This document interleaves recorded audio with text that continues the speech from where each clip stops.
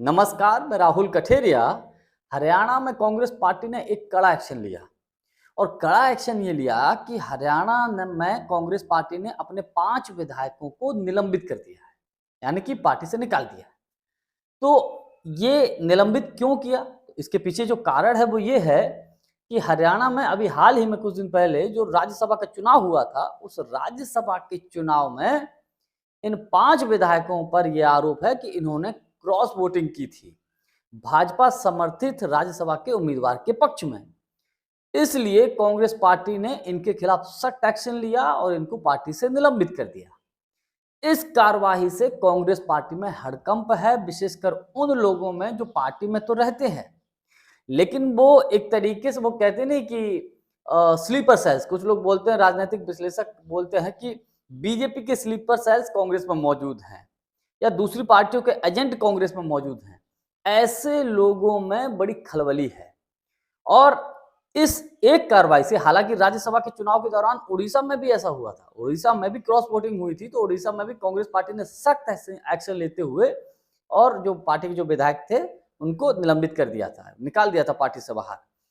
तो जिस तरीके से कांग्रेस इस वक्त एक्शन ले रही है, कोई अगर क्रॉस वोटिंग कर रहा है, उस पर एक्शन हो रही है, तो इससे आने वाले भविष्य में कांग्रेस के लिए कितना आप हितकारी या कितना नुकसानदायक है, इस चीज को जरा हम परखते हैं और ये पूरा मामला क्या है जरा इसको और हम अधिक समझने की कोशिश करते हैं। लेकिन उससे पहले यदि आपने अभी तक हमारे चैनल को सब्सक्राइब नहीं किया है तो सब्सक्राइब कर लीजिए, बेल आइकन को दबा दीजिए, चैनल की मेंबरशिप ले लीजिए जो भी आपको उचित लगे, और साथ ही साथ हमने जो शर्ट्स टैग की है उस शर्ट्स को आप ठीक लगे तो खरीद सकते हैं। अब देखिए, राज्यसभा के चुनाव में उड़ीसा में क्रॉस वोटिंग हुई, हरियाणा में क्रॉस वोटिंग हुई। उड़ीसा में तो क्रॉस वोटिंग के जब हुई तो पहले ही उस पर एक्शन हो गया। हरियाणा पे मामला पेंडिंग में था, हालांकि सख्त कार्रवाई की बराबर बात चल रही थी।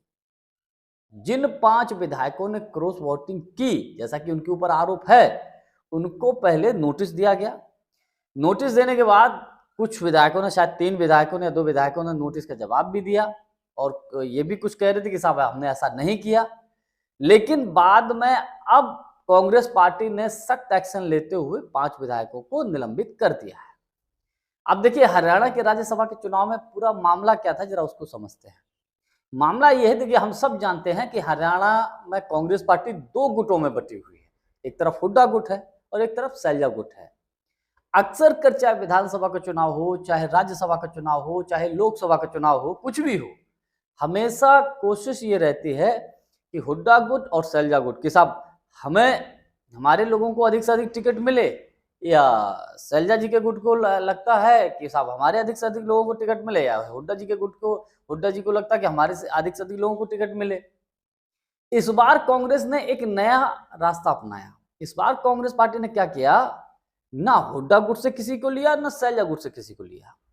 एक नए व्यक्ति जिनका नाम है करमबीर सिंह बौद्ध जी, जहां तक मेरी जानकारी है, तो उनको उन्होंने राज्यसभा का उम्मीदवार बना दिया। अब ये करमबीर सिंह बौद्ध ना तो हुड्डा गुट से है और ना सैलजा गुट से है। अब इसकी वजह से कांग्रेस पार्टी के अंदर खाने इसको लेकर ऐसी खबरें चल रही थी कि इस चुनाव के दौरान चाहे भूपेंद्र सिंह हुड्डा हो और चाहे दीपेंद्र सिंह हुड्डा हो, आपने देखा होगा वो बराबर सक्रिय रहे और कांग्रेस के प्रत्याशी को जिताने के लिए एड़ी चोटी जो का जो दम होता है वो उन्होंने पूरा लगा दिया, पूरी दम लगा दी कि कांग्रेस के प्रत्याशी करमबीर सिंह बौद्ध राज्यसभा का चुनाव जीत जाए, और इसमें कतई कोई दो राय नहीं, साफ साफ दिख रहा था। लेकिन इस पूरे मामले में, इस पूरे सीन में तुम्हारी सैलजा सीन से एकदम गायब थी। सैलजा जी एकदम गायब थी, तो चलो कोई बात नहीं, ऐसा समझ में आया कि वो कहीं अपने और जो उनको काम दिया गया है वो उसमें बिजी होंगी। लेकिन बाद में कुछ राजनीतिक विश्लेषक ऐसी चर्चा कर रहे थे कि जिन लोगों ने जो क्रॉस वोटिंग की है वो लोग शायद सैलजा जी के ज्यादा करीबी थे, कुमारी सैलजा जी के करीबी लोग थे, उन्होंने क्रॉस वोटिंग, ऐसी खबरें चली। मैं इसकी कोई पुष्टि नहीं कर रहा हूं साहब कौन किसका करीबी है। अब अगर मान लीजिएगा जो क्रॉस वोटिंग करने वाले हैं कुमारी शैलजा जी के ज्यादा करीबी थे या हैं, तो इसका फिर क्या मतलब है? इसका साफ सा मतलब यह है कि जो करमवीर सिंह जी बौद्ध हैं, जो राज्यसभा का चुनाव बने हैं, जो कि दलित समाज से आते हैं, कांग्रेस पार्टी ने ये चला ना हुड्डा गुट, न शैलजा गुट, करमवीर सिंह बौद्ध। अब इससे क्या होगा? कुमारी शैलजा जी को थोड़ी सी दिक्कत हुई होगी। दिक्कत ये हो सकती है कि साहब एक नया दलित नेता हरियाणा में तैयार हो गया, एक नया दलित नेतृत्व उभार हो रहा है। करमवीर सिंह बौद्ध के जी के बारे में ये कहा जाता है कि वो गांव-गांव जाकर, गली मोहल्लों जाकर और सामाजिक कार्यक्रमों में शामिल होते हैं, लोगों को जोड़ते हैं, पार्टी का प्रचार प्रसार करते हैं, दिन रात मेहनत करते हैं, काम करते हैं। तो उस कुमारी शैलजा जी को इस बात से थोड़ी सी तकलीफ हुई होगी और शायद इसीलिए उनके जो चहेते लोग हैं उन्होंने ये क्रॉस वोटिंग की है। ऐसा तमाम राजनीतिक विश्लेषक बातें कर रहे हैं। अब इनमें कितनी सच्चाई है मैं इसकी कोई पुष्टि नहीं कर रहा हूं, लेकिन एक बात तय है, एक बात ये तय है कि जब कांग्रेस में आपने अक्सर कर देखा होगा कोई कुछ भी बोल देता है, कोई कुछ भी करता रहता था, लेकिन अभी तक सख्त कार्रवाई नहीं होती। वर्तमान समय में राहुल गांधी की कांग्रेस है, प्रियंका गांधी की कांग्रेस है, खड़गे साहब की कांग्रेस है, तो अब मामला थोड़ा उल्टा पड़ने लगा। जो कोई भी गलती करेगा, जो कोई भी कुछ गलत करेगा, तो साहब उस पर सख्त कार्रवाई ही होगी और इसका एग्जाम्पल सामने आ गया। अब हरियाणा में जो कहा गया कि साहब खड़गे साहब की जो सहमत से ही इनको निलंबित किया गया है, अब इसका मैसेज पूरे देश में जाएगा, पूरे देश में जाएगा, क्योंकि हरियाणा में इससे पहले भी क्रॉस वोटिंग हुई है, बगावत हुई है, ऐसा नहीं कि ये फर्स्ट टाइम है। लेकिन जिस तरीके से अब कार्रवाई कर रही है कांग्रेस, और सुनने में आ रहा है कि इससे भी बड़ी कार्रवाई हो सकती है कि भविष्य में इनको फिर कभी कांग्रेस में लिया ही ना जाए, ऐसी भी खबरें चल रही। तो अगर ऐसा ये चीजें चलती हैं तो आप मान लीजिएगा पूरे देश में इसका सख्त मैसेज जाएगा और कोई भी नेता, कोई भी कांग्रेस का पार्टी का विधायक, कोई भी सांसद अगर कभी भी कांग्रेस को छोड़ता है तो फिर वो ये तय मान ले कि मतलब वो क्रॉस वोटिंग करता है तो ये तय मान ले कि अब कांग्रेस में उसके लिए विकल्प नहीं है।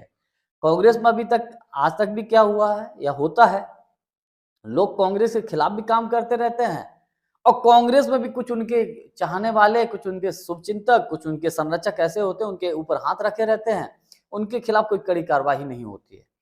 ऐसी ऐसी भी चर्चाएं होती रहती हैं।